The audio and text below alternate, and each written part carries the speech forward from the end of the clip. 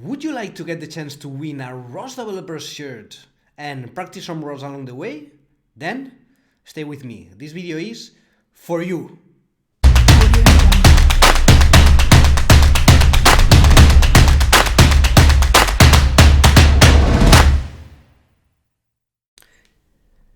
Hello ROS developers and welcome to this video series solving a ROS challenge of the week.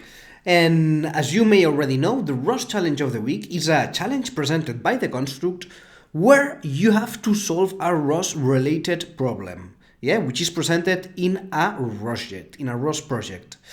So today we are going to be solving, I think this one it's number 5, if I'm not wrong, which is a beginner level challenge. So let me just grab the project first of all to see which is the ROS challenge that we are going to be solving today.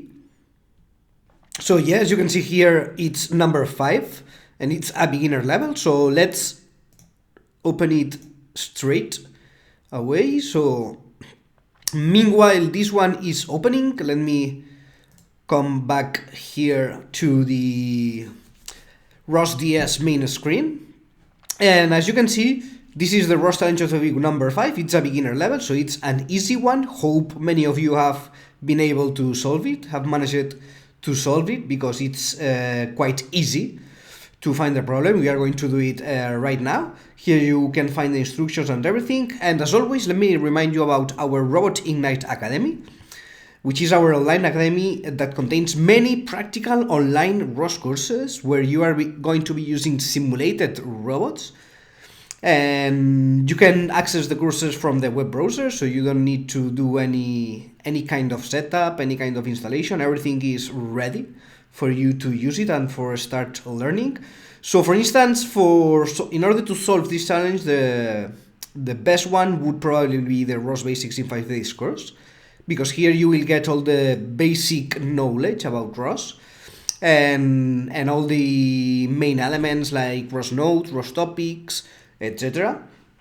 And if I don't remember wrong, in this challenge you had to solve something related to the laser, and here you have some exercises as well where you have to work with laser messages and to deal with messages.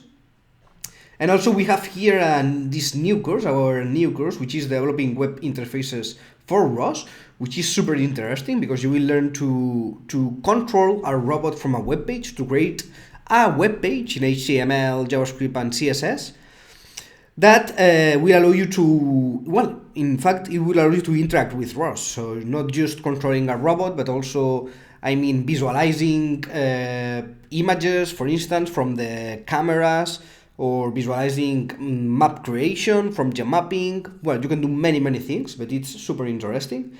So have a look at our academy so that you can improve your ROS knowledge in order to solve all the ROS challenges that we are going to be presenting, even the advanced ones. So let's come back here and see if it's, so our project has loaded. Perfect. So let's start. So here we have the instructions, and the first thing is to launch the simulation as always. So in this case it's the project of the week 5 launch. So let me come here to the simulations panel and select the launch file, which is project of the week 5.launch. And this will basically start our gazebo simulation, which, as you can see here, it's a ROSbot, a tiny ROSbot, as you can see here, with a brick wall right in front of it. Then the problem to solve in this case, if you read here, it's everything explained. It basically says, okay, so in this project you have one package inside the calculating workspace, which is named project of the week 5_package. And here we have our simulation loaded with our ROSbot. Excellent. Then let me open the IDE to check the files. Right now, here we have the IDE, and here it says that in the calculating workspace I should have a package which is named project of the week 5_package. And that's true, here I have it. And inside this package there is a Python script which is named detectWall.py. True, it's this one here, as you can see, which contains a very basic wall detection program. Alright, So the main purpose of this program is to be able to move the robot forward until it detects there's an obstacle, the wall in this case, closer than 1 meter. At this point, the robot will stop its movement in order to avoid colliding with the wall. Excellent. So in order to reproduce this behavior, all we need to do is to open a shell. Let me dismiss here. Open a shell. There we go. And I'm going to just copy and paste these commands. Copy and paste here, and then run the code, which is with this command. Let me copy it as well. There you go.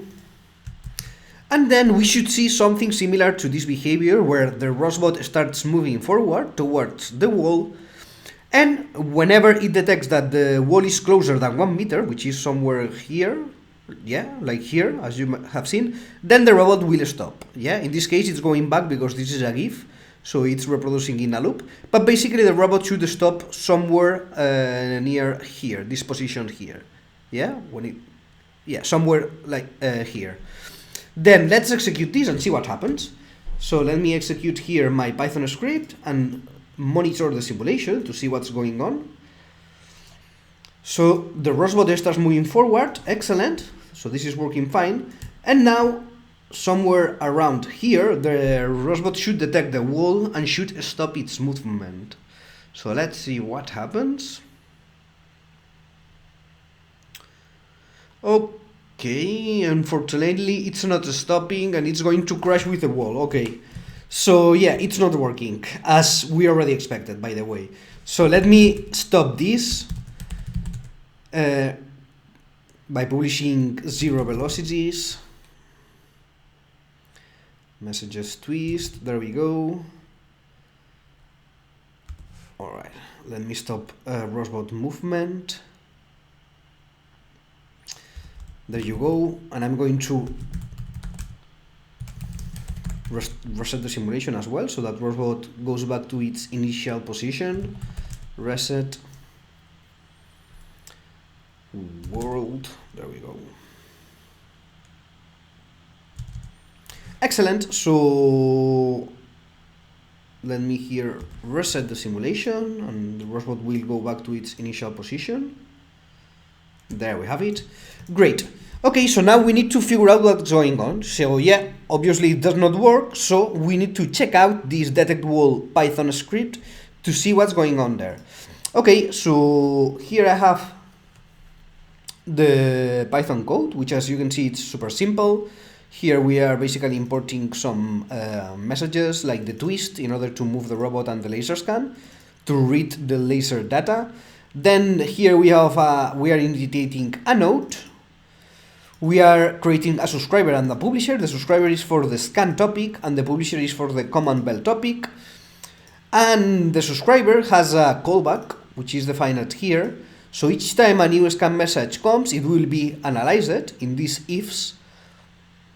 So if this value, the value in the position 360 of the laser array is higher than 1, the robot will move forward. We are applying here a linear velocity in the x-axis, so it will move forward.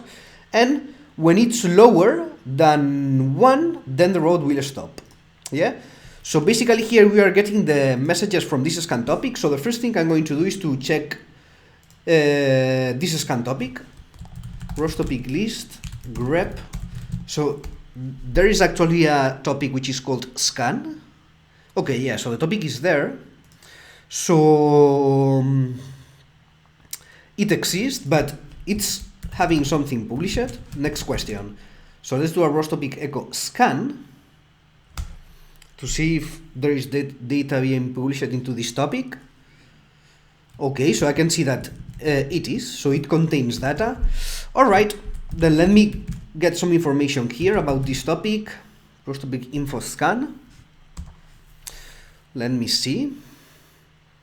Okay, so the first thing I can see is that it uses the laser scan message, which is alright because it's the one I am indicating here and the one which I am importing also here. So far so good. It's being published by Gazebo, yeah. This is also good.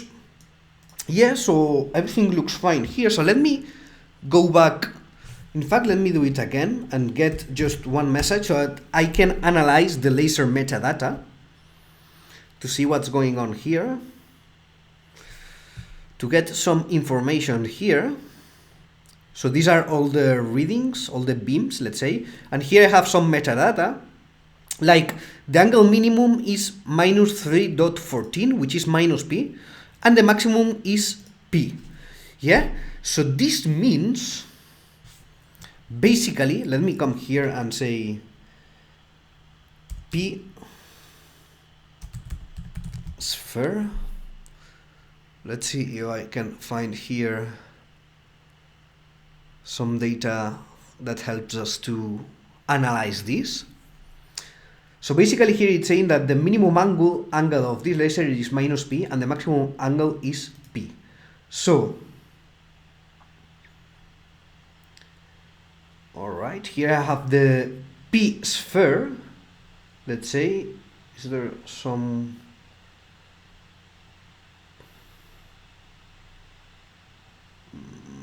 yeah, so I'm trying to find some one that shows the p-value here.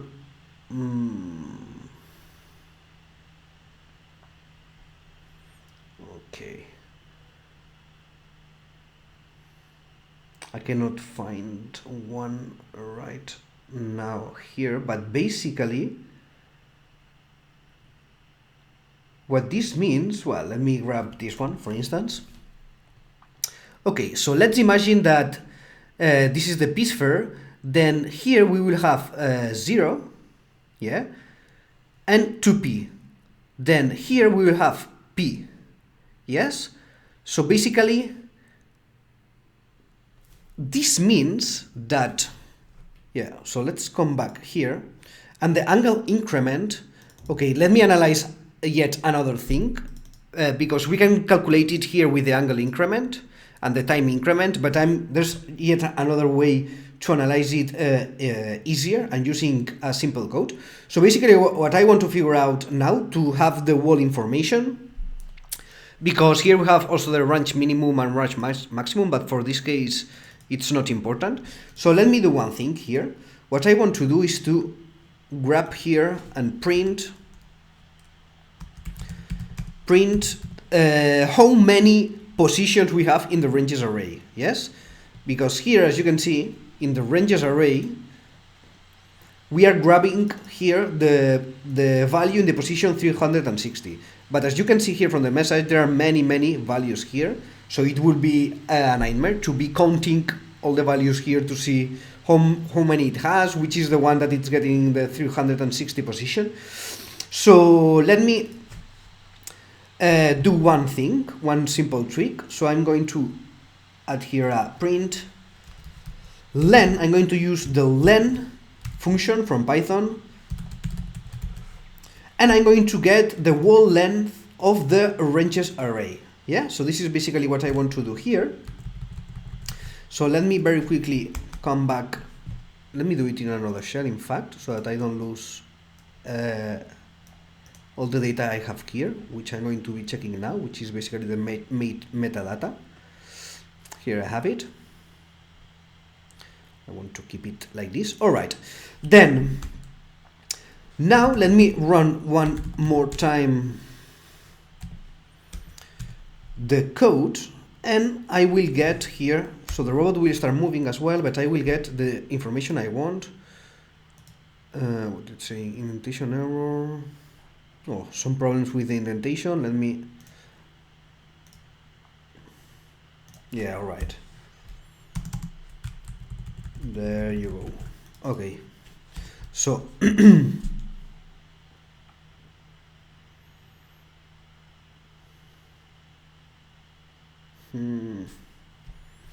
okay, so 720, as you can see, yeah?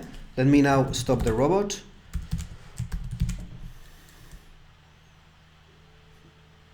Command bell, geometry messages, twist 0. Let's stop it right before it crashes with the wall. Yeah, there we go. There it has stopped. Okay, let me... Okay, so as you can see here, basically the ranges array, the one we are analyzing here in the code, yeah, this one, the ranges array, it contains 720 positions. So here we are grabbing the one in the middle, yeah? But what does this tells us? This information tells us the angle minimum being minus p and the angle maximum being p. This basically means that this laser has a range of 360 degrees. Yes?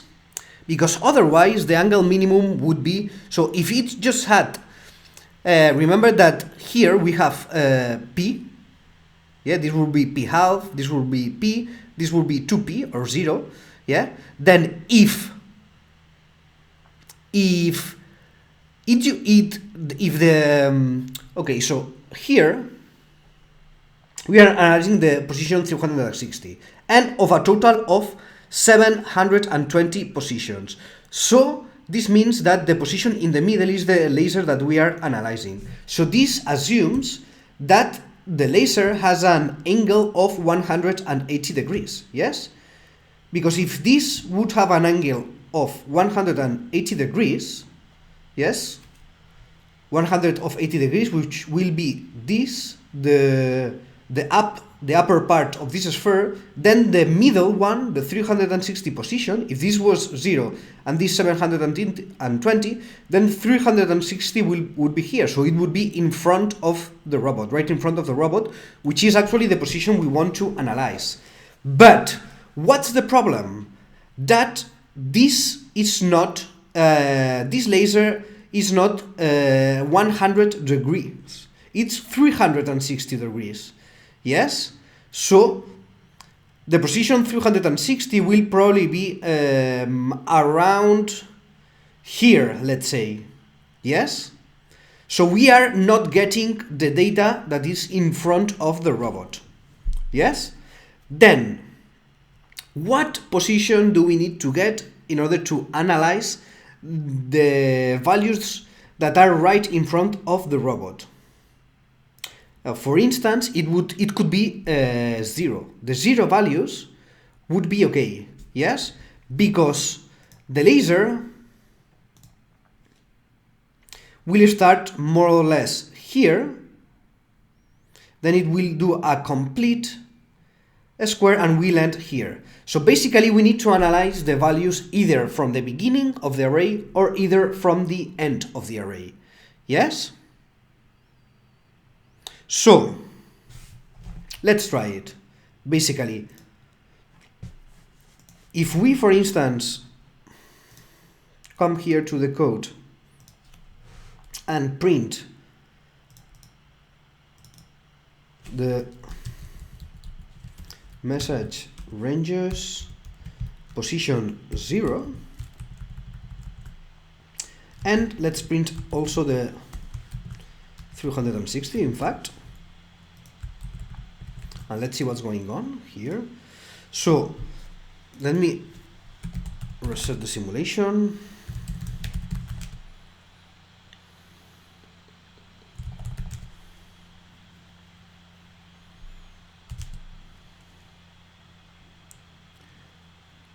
There we go.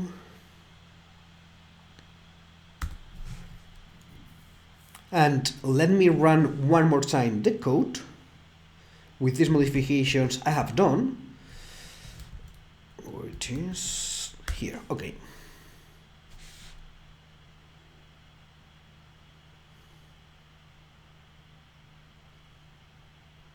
Okay, enough. This is enough. Let me stop the robot. Okay, so what am I doing here? There we go. Okay, so what am I doing here? So basically I am printing first the value in the 0 position of the ranges array and then the 360, which is the one that I was using until now. Yeah? Then I can see that the second value, which is the 360 position, it's always infinite.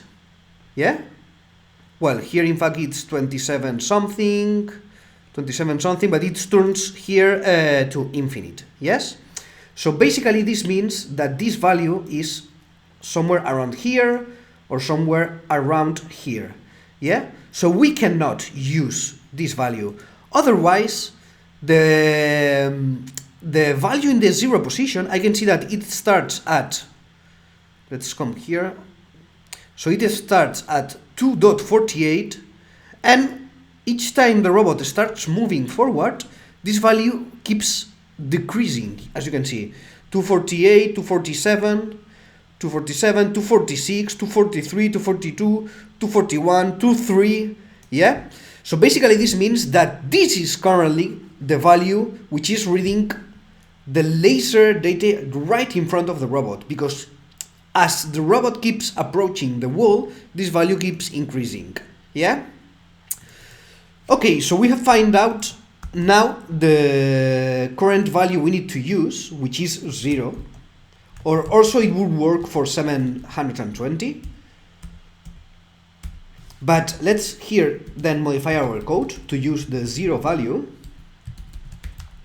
and let's execute it right one more time. Let me reset everything one last time. Let me reset this and execute our code one last time, and this time it should work properly. So let's get closer here to see if everything works as expected. So there we have our robot start to moving forward, and remember that around here the value would be under 1, and it will stop. You can also print, of course, the values in order to see how this is keeps decreasing, and when it's under 1 the robot will stop, and there we have it. Yeah, so here we have our robot has just stopped. So we have solved this ROS challenge of the week. As you can see, it's not that complicated. You just have to know how to analyze a little bit the laser scan message, how to read this metadata and what each field means. Yes, but it's quite easy to understand. So yeah, here we have our ROS challenge of the week solved. And now all you would have to do is to save the project and share it following these instructions, which are described here step by step. Yeah, let me just remember a couple of things super important. First, whenever you are going to share your project, remember to make sure to make it public. Yes, so you have to make your project public. You can come here to the edit section. Here it's private, and you will need to come here and make sure that you set it as public. Yes, otherwise if you set it as private, you won't be able to share it for more than 24 hours. The link will die, and I will not be able to evaluate it. So even if you have done it correctly, you won't win, because I won't be able to open this project. So super important, remember to change the privacy of your project to public. And also remember that if you have already won a challenge in the beginner level, you won't be able to win again in the beginner level. You will have to try to win in the intermediate level or advanced level. Yes? So if you have already won a challenge, so that you have already won a prize in one level, you cannot win again in that level. You have to then participate in a higher level, except of course in the advanced level, because there is no higher level. So in the advanced level you will be able to keep participating there. Yes, so yeah, that's all for the video of today. I hope you've liked it, you've enjoyed it trying to solve this challenge. Hope many of you have solved it correctly, and see you in the next video. Goodbye.